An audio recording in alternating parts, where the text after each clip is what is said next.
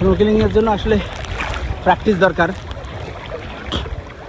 যদি প্র্যাকটিস না থাকে তাহলে এমনি যারা সাঁতার জানেন তারাও কিন্তু স্নোকেলিং করতে পারবেন না।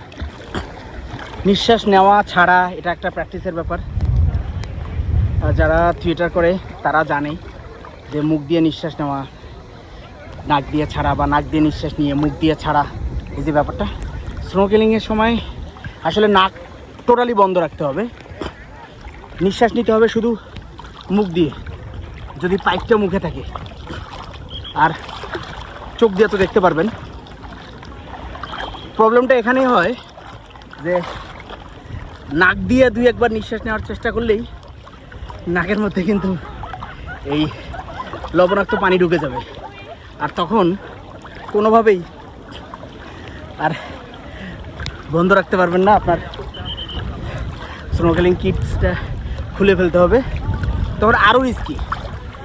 তাই চেষ্টা করবেন ডিপ সিতে না গিয়ে পাড়ের মধ্যে যতটুকু সম্ভব চেষ্টা করবেন ইউজ করার।